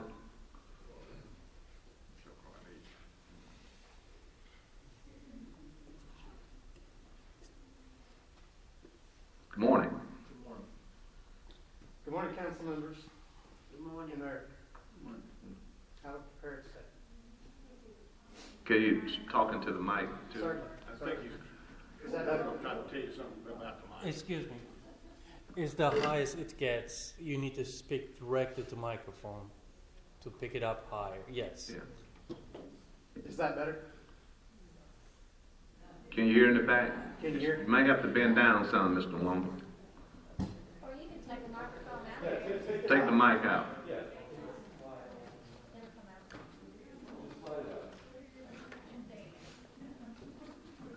Looks like a motivational speaker now. There you go. Got that mic. At the end, I get to just drop the mic.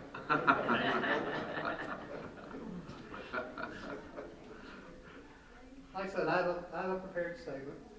And it's going to touch on a number of the issues that have already been discussed. But I'm Dr. Arthur Womble. I'm here to speak on behalf of the administration and the residents of the Phenix City Healthcare Center.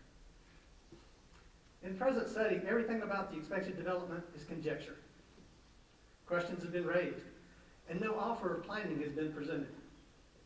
All that has been said is that the development is to be 96 apartments, and statements of, and they're going to have elevators. To me, that would indicate 3 or more stories. I'm not an engineer. However, I would surmise that a building of that stature would need significant footing and skeleton.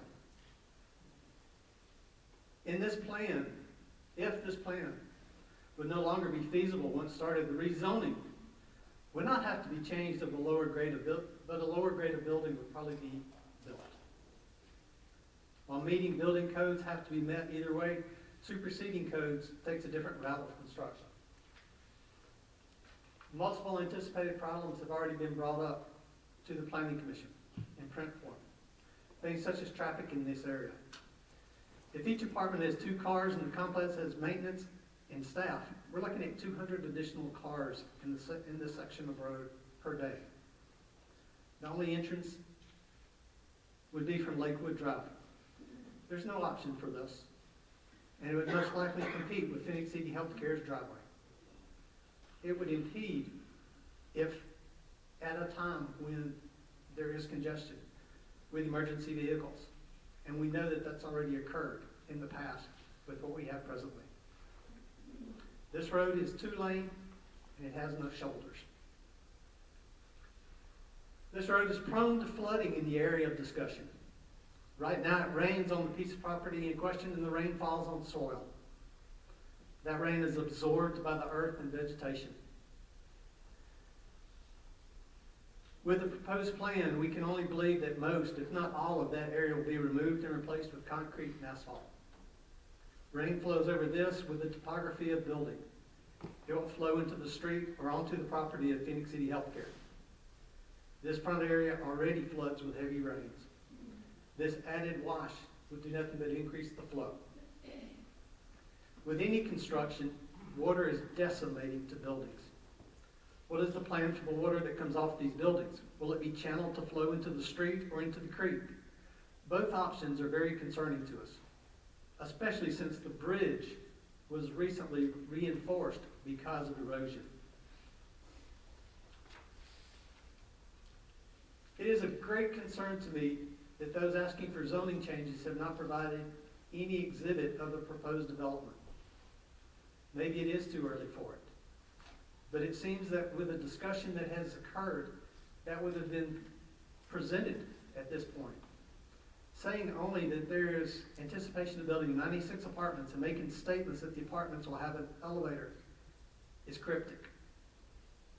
Today's meeting is not the first meeting that's been held regarding this rezoning.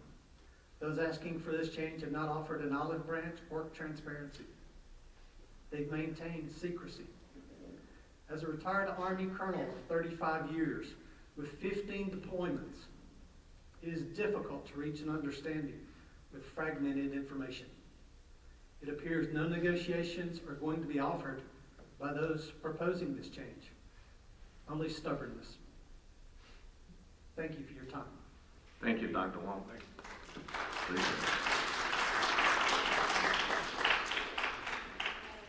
Barbara Bassett.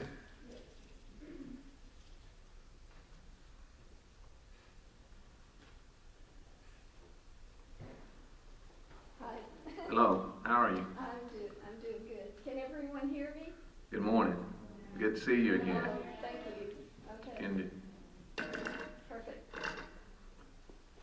Okay. I submitted an email for consideration of the mayor and council on the 7th. I'm going to repeat some of what was in that email for the benefit of the people attending today. I own my childhood home at 1504 43rd Street, which will directly be impacted by increased traffic from Lakewood Drive. My parents bought the house in 1951, and I have owned it since 2012. The street is already used as a shortcut for people going to and from J.R. Allen to avoid the traffic quagmire at the Somerville Road on and off ramps. I deal with careless and inattentive drivers on a daily basis when I'm out and about walking my dogs. Phenix City is not pedestrian friendly in most areas. Excuse me. Uh-huh. No, I was sneezing. Oh, Excuse me. Okay. My observation is there does not appear to be cohesive planning going on regarding present or future residential and business development in Phenix City. The most annoying are the population bombs thrust on North Phenix City with little consideration seemingly given to the serious involvement of homeowners. But we're doing that today, right? Okay. Stadium Drive has become an ongoing detriment to the area from a traffic and crime standpoint, and Rock Island Ridges on River Chase Drive has become problematic too recently. I am concerned about future infrastructure plans, and also from my perspective, the following streets and roadways will be heavily impacted by the approved 96 apartment units on Lakewood Drive, and the reasonable assumption there might be 2 vehicles per unit. That would include Lakewood Drive, Somerville Road, Pierce Road, River Chase Drive, South Railroad Street, 40th Street, 43rd Street, 13th Avenue by the fire station, Airport Road, Idlehour Park Drive, and Highway 280. I made this list by observing how the existing volume of traffic affects them depending on preferred travel routes by the general population at various times of the day. There may be other travel corridors significantly affected also.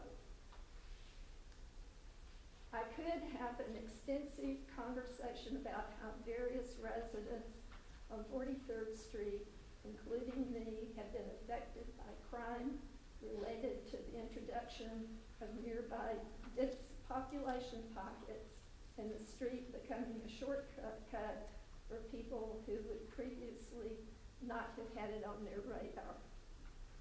I understand high density.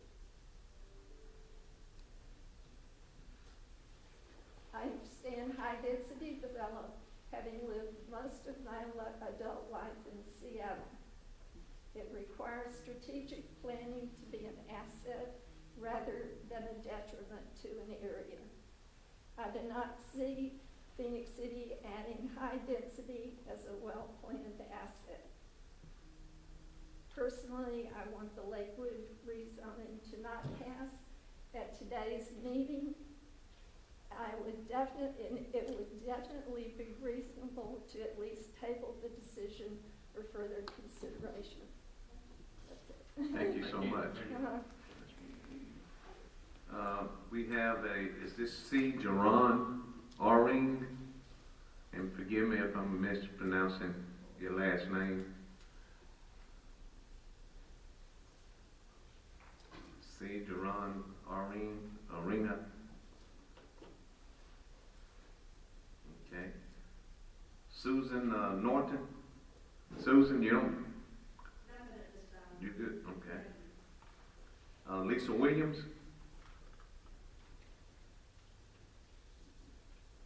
Charlotte Little.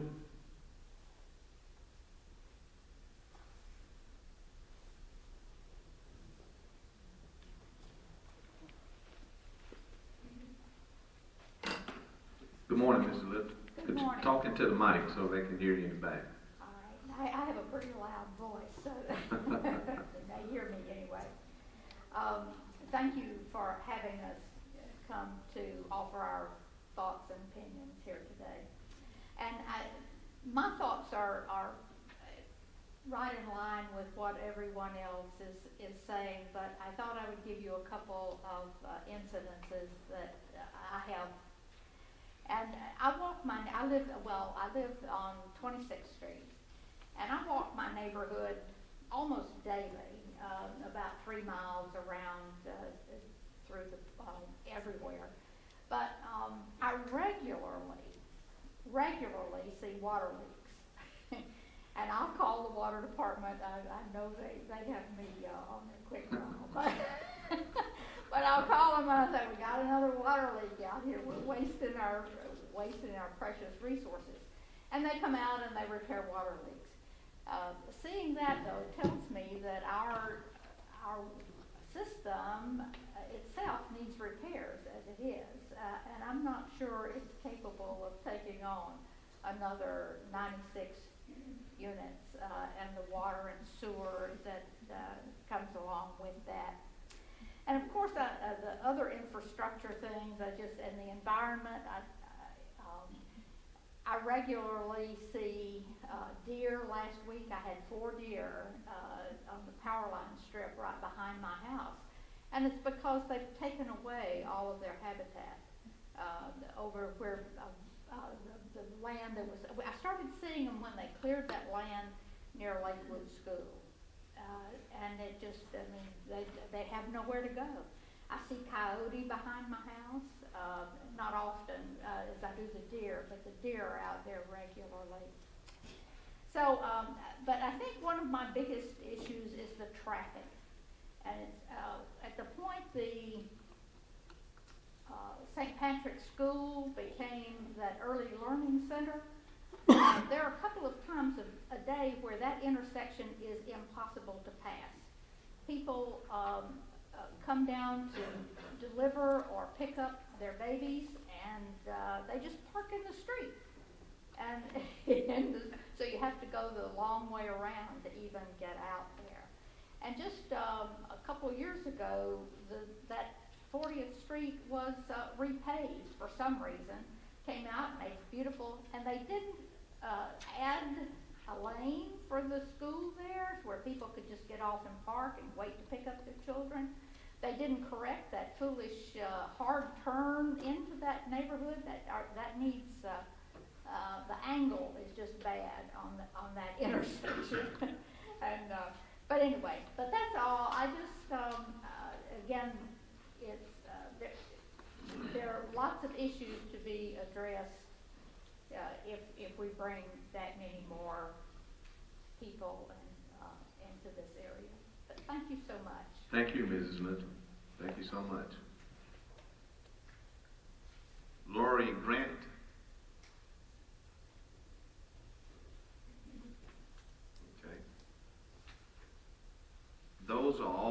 persons that has signed? I'm signed on there. I'm sorry, what's your name? Kristen Morgan. Okay, well, you can come on up. Let me, did I miss you? Yep. It's on the same page as Jay. This who? It's Jay. Same page, Jay. Okay, Griff, I really gotta come see you. Oh, yeah.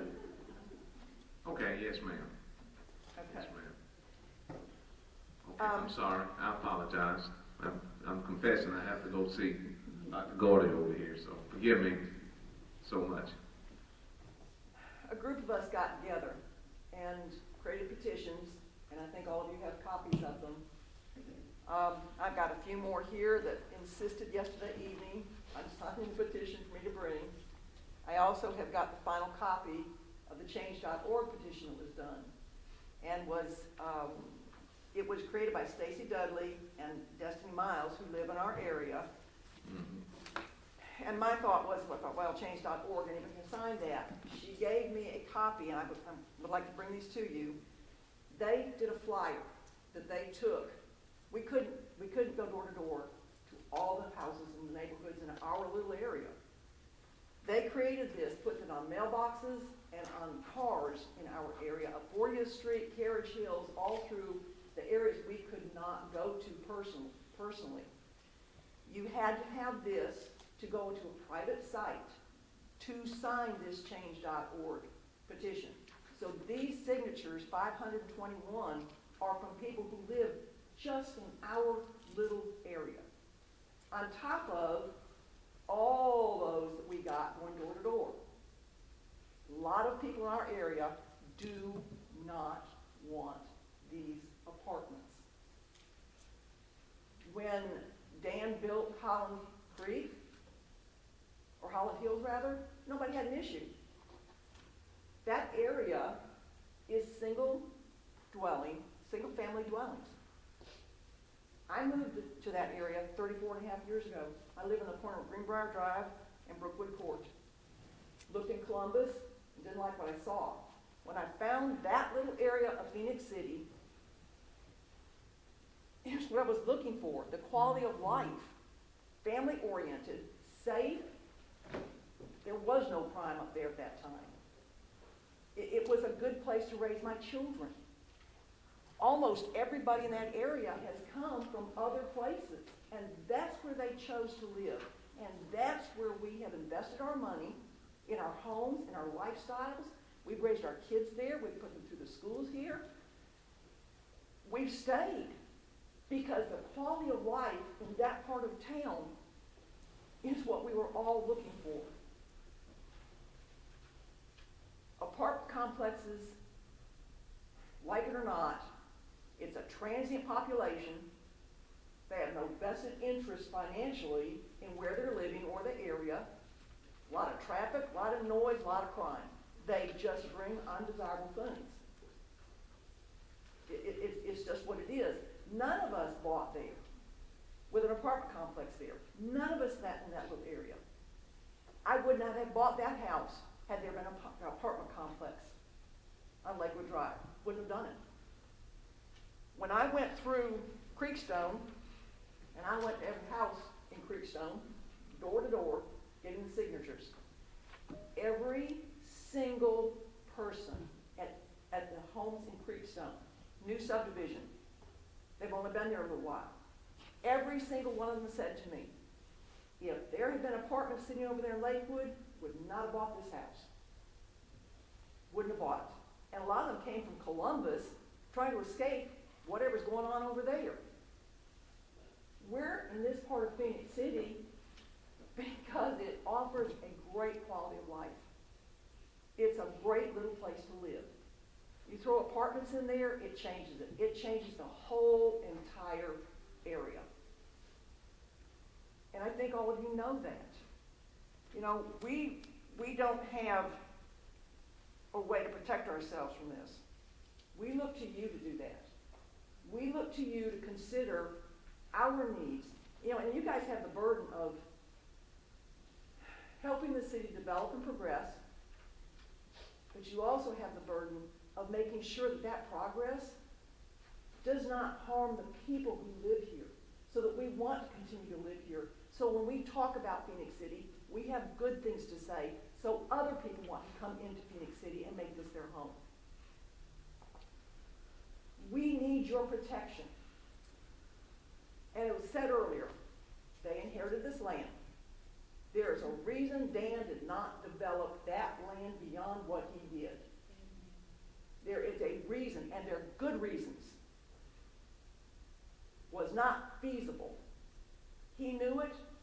His father knew it. They stopped where they did in the development because it was going to be terribly expensive. And we've got to consider down the road. Just give me one more. Mr. Morgan, listen, we appreciate you. And again, I do want to apologize for missing you. Please forgive me for that. It was not done intentionally. And I'm so sorry that I missed you, but thank you so much. Thank you. Okay. We're asking you to protect us and our interests. I think that I've called out every person that has signed this. Is there anyone that I may have missed? Okay. So again, thank you all so much for coming to the meeting and also for speaking. And I hope that you see that we lead with wholesomeness and transparency. So again, we thank you. If there's not anyone else, I am now declaring this public hearing closed. And again, with that, I am not going to ask the clerk to reread this ordinance due to the fact it was, this is a second reading and the first one was on the 4th of January of this year. So with that being said, council, I'd like to call for a motion, please. Call for a motion to deny rezone. Okay.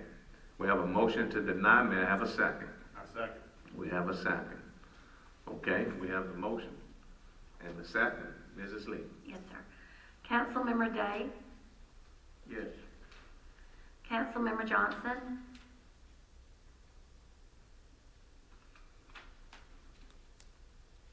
Yes. Councilmember Bailey, Yes. Councilmember Gordy, Yes. Mayor Lowe. Yes. Thank you. Thank you. Proceeding on, it's a public notice in first reading.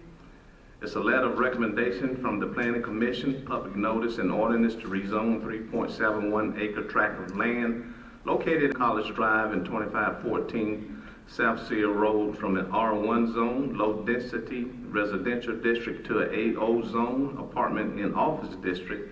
Allwood LLC is the owner. At this time, I will ask for the clerk to read the ordinance. And after that, council, I will announce for the public notice, and then we will ask to place it on first reading, and we will do all of that with one vote, okay? That's fine. Council, we're fine? Yes. Yeah. Okay. Mrs. Lee. Yes, sir. The first thing is the letter from the Planning Commission dated February the 9th, 2022 to mayor and city council members regarding the rezone 3.71 plus or minus acres at 2515 College Drive and 2514 South Seal Road, Allwood LLC owner.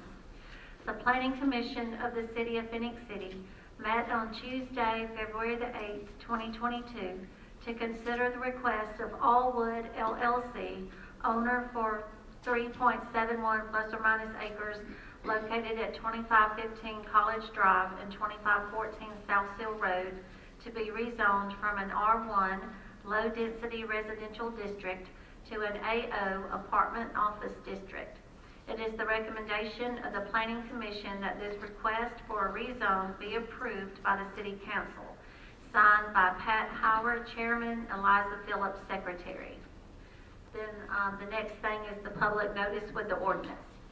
Notice is hereby given that the City Council of the City of Phenix City, Alabama, in response to a request made by the Planning Commission of the City of Phenix City, Alabama, will meet on the 5th day of April, 2022 at 9 a.m. Eastern Standard Time at the Martin Idle Park Community Center, located at 3743 Moon Lake Drive, Phenix City, Alabama, to consider the following amendment to the zoning ordinance of the City of Phenix City, Alabama.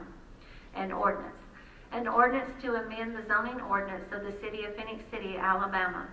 Be it ordained by the City Council of the City of Phenix City. Section 1. That the zoning ordinance of the City of Phenix City, Alabama, adopted on the 17th day of September 2002, be amended so that the following tract of land be located in an AO zone, apartment and office district, instead of a R1 zone, low density residential district. Property is 3.71 plus or minus acres, located at 2515 College Drive and 2514 South Seal Road, Allwood LLC owner. The legal description followed. At said meeting, all persons desiring to be heard concerning the rezoning of the above described property may appear before the council at the aforementioned time and place to be heard. Passed, approved, and adopted this 15th day of February 2022. Thank you so much, Mrs. Lee.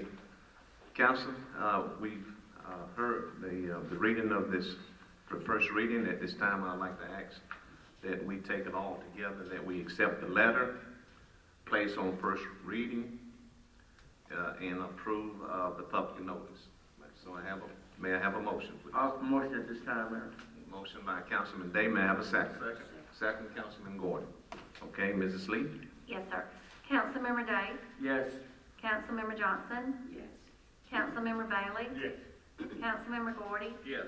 Mayor Lo? Yes. Thank you. Thank you. Jimmy, before I call upon you, I do want to say this. We certainly appreciate everyone showing up, but we do want to challenge you all to attend the meetings so you can know what's going on. And again, as we hang our hats on to lead wholesomely, transparently, and do the things that are right and wholesome. So I would ask and challenge you all, just please get involved. And also, I want to challenge you all, not saying you do collectively or we do, but there's a lot of things that are put on Facebook that is totally not true. That, in fact, they're flat out lies. One of those is that this council, this city, has not done a comprehensive plan in several years. That is totally not true. If you want to know something, please come down to the city clerk office, get with your representative, come down, look for yourself so you'll know what's going on.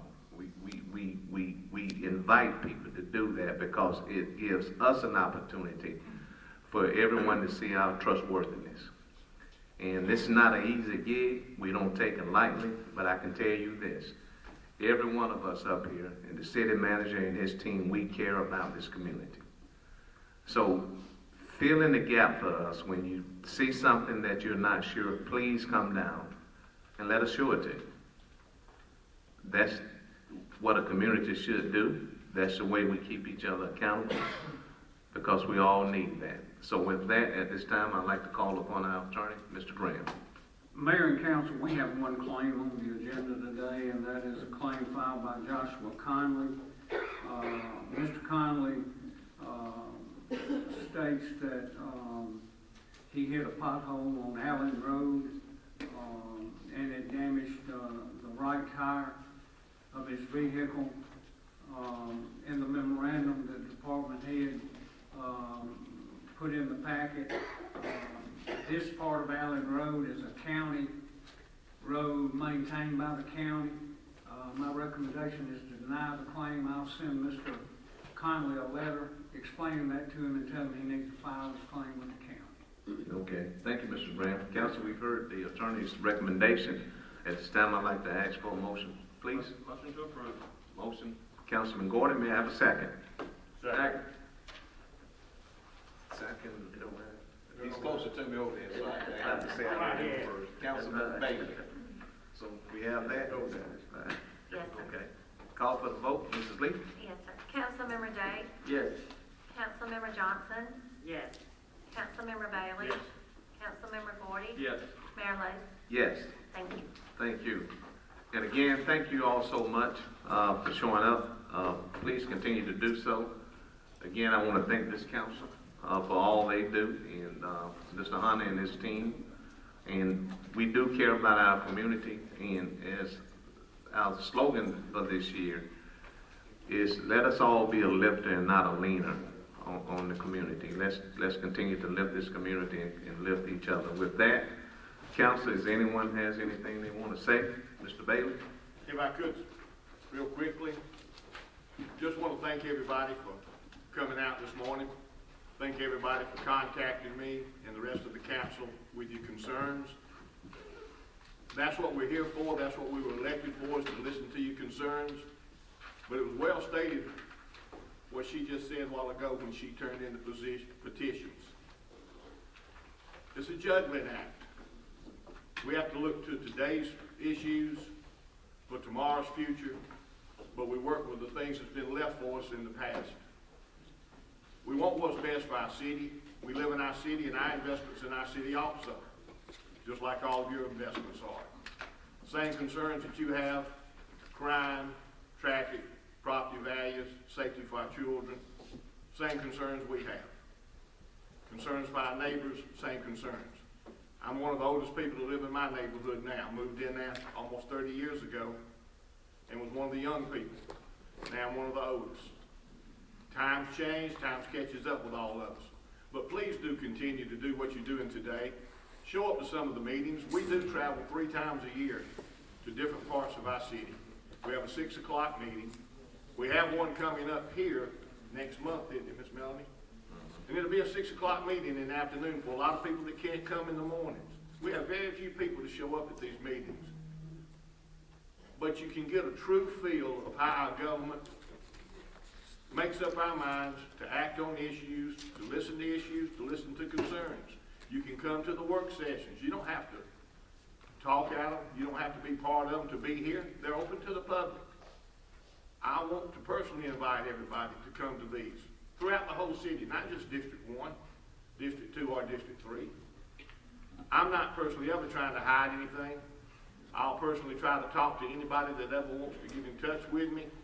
I will tell you this, I'm ignorant on how you do emails, how you get on Facebook and all that. I don't do any of that. I don't know how to do it. 68 years old, never learned. Be honest with you, really don't want to. But I do have telephones, and if you'll call me or you'll email the city, leave a phone number for me to call you back. A lot of people on these petitions I actually tried to get back in touch with, but I had no phone numbers to get in touch with you. You did have email addresses, but unless I want to be kind of embarrassed and have to ask my granddaughters to help me, I really prefer to use the telephone or talk face to face or come by my business. I'll come by your house. All of us will do that.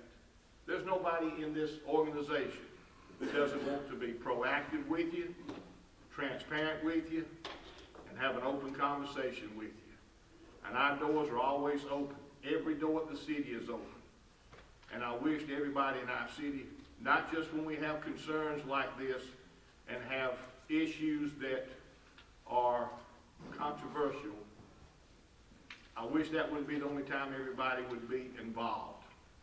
I wish you would stay involved on a daily basis and ask what you can do to help our city move forward and help with some of these problems that y'all have talked about.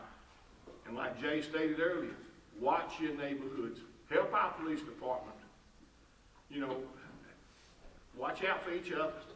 We have to care about each other. We all live in Phenix City. We all live in these neighborhoods. We're all Americans. We're supposed to love each other. We're Christians. We believe in each other, and we believe in supporting. All of us serve the same God and love the same God.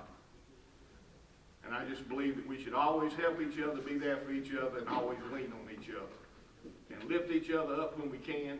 But please continue to come to these meetings and be part of the growth and the future of our city. We have a wonderful city. We have issues. Every city does. Every family has issues. There's nobody that doesn't. Nobody's beyond it. But we all do have answers, and the answers are within each other and inside this room with each of us working together. So I do thank you for coming, and I just wanted to tell all of you, I appreciate y'all getting in touch with me, and I hope everything will always work out for you. Thank you. Anyone else? Yes, Yes, sir, Mayor. As I listened to the young lady elaborate on the traffic, and as Mr. Bailey stated, once you have traffic here in Phenix City, it's a sign of growth. Now, I'd like to share this with the folks that are in this room, as well as some of the council may or may not be aware of this. I get called numerous of times down there in District 3 because of the traffic in the morning, the traffic in the afternoon. As you know, folks is going through those schools down there on Fontaine Road. The buses are in that area as well.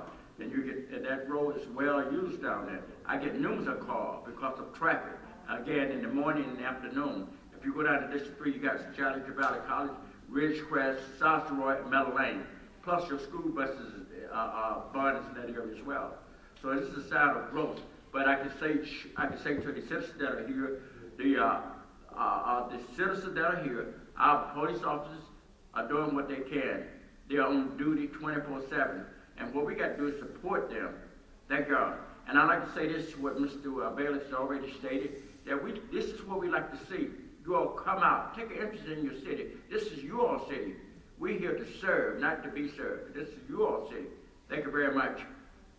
Anyone else before I turn over to the city manager? Okay. Mr. Hunter, anything you want to say or add? Take away? I just, make sure you inform these citizens while they're here.